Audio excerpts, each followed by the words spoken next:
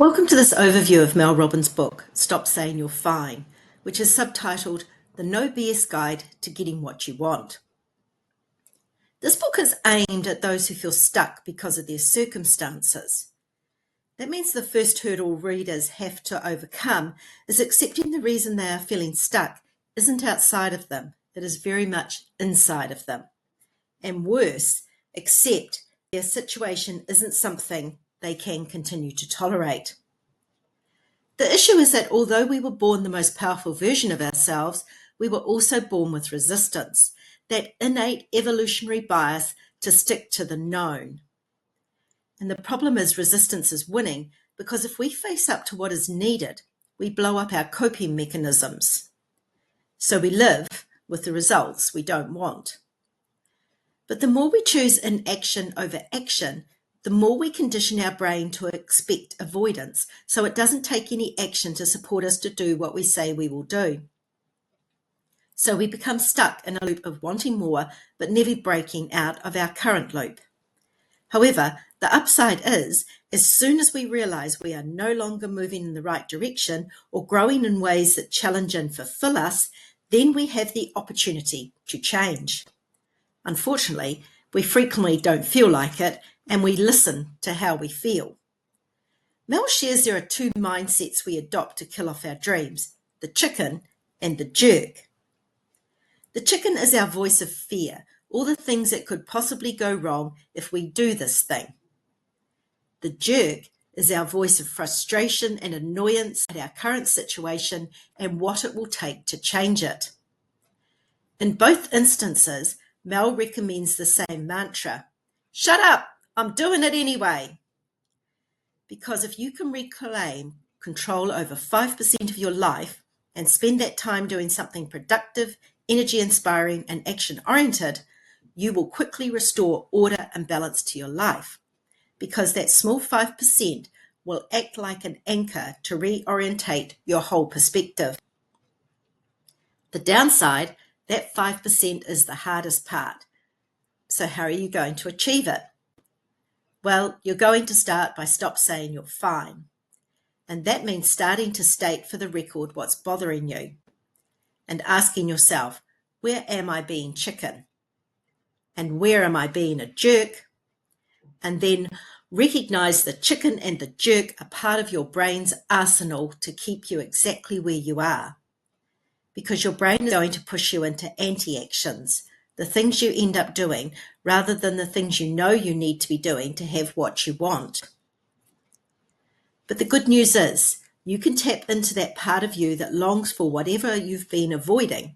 Simply act as if you already have what you desire. Be that actress, author, beautiful, sexy person, etc. you dream of being. This isn't deceiving others. It is you showing yourself you can do this. But the most important thing to understand is that resistance never goes away. Your brain will constantly try to get you to stop.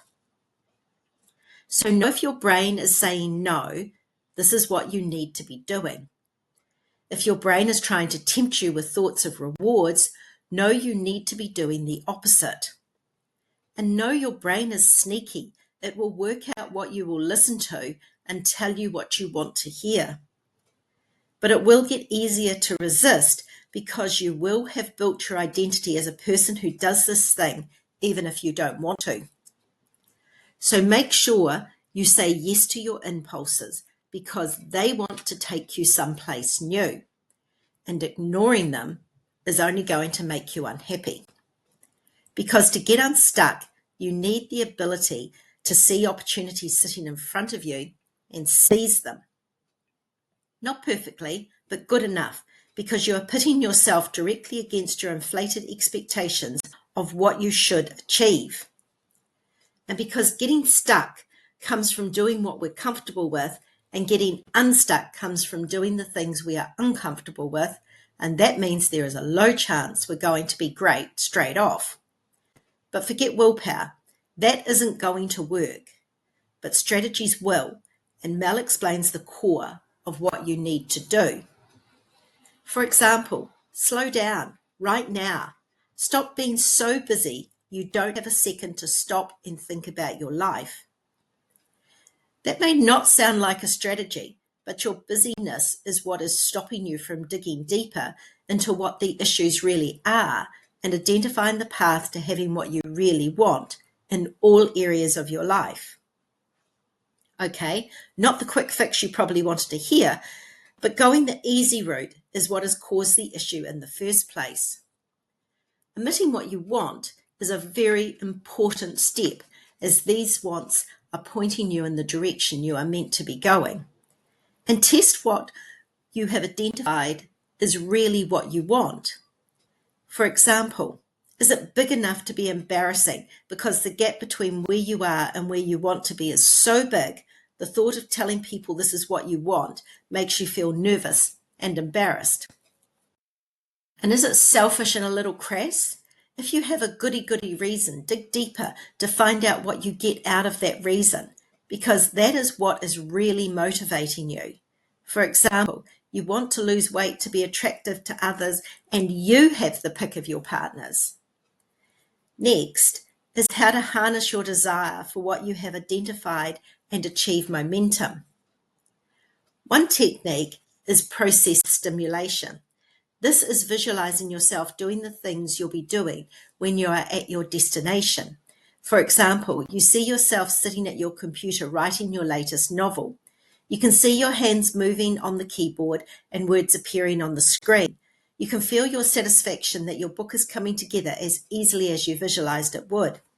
And it works because it focuses your mind on this is your way of living, and that means your mind will work to align you with this image of yourself. And share what you're doing with others and ask for their support, as we get nothing done without the help of others, because others at the very least made things like our computer and created the software we are using. In addition, the involvement of others accelerates our pace and broadens our ideas, and our relationships with others are the most important aspect of our life. But we also need a map, both the big picture and the details. But this isn't an ordinary map. Your map will look like an aerial view of a river filled with a lot of rocks, with each rock representing an action you need to take to get from the riverbank you are on to the riverbank you want to be on. However, these actions aren't step-by-step instructions. They are just the things you have identified to give you the perspective to start getting creative about getting what you want, which means the more rocks, the better. Because this map isn't a rigid set of directions, it allows you to come at your destination from many directions. And that allows you to shrink your dream into tiny versions of it that show an action you can take today, which can include following in the footsteps of someone who has already done it, because they are showing you what best practice looks like. And keep adding rocks to your map as you identify new actions you get to take, especially those that allow you to innovate on what you have learned so far. But most of all, blow up the obstacles your mind wants you to believe are there. And that means when your mind starts yammering as to why this isn't possible, keep zooming in and out like you do with Google Maps, so you can see how this thing fits into your overall journey from where you are to where you want to be, or what is on the other side of getting past your fears. The downside is the work required to get to what you want never ends. The upside is moving towards what you want will just become part of who you are, like ensuring you have clean clothes, so it will cease requiring conscious effort. But the most important thing to remember between these 2 points is there will always be setbacks. And the suggestion when you do hit these is to think of yourself as water, because water doesn't consider its flow. If it hits something, it just moves around it. But you're a human, so when you experience a setback, allow yourself 24 hours to be a chicken or a jerk, so you get it out of your system. Then move on.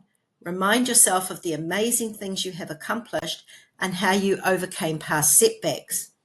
Then create a reason why this thing is the best thing that could possibly have happened to you, even if you have to get your most positive friend to convince you why.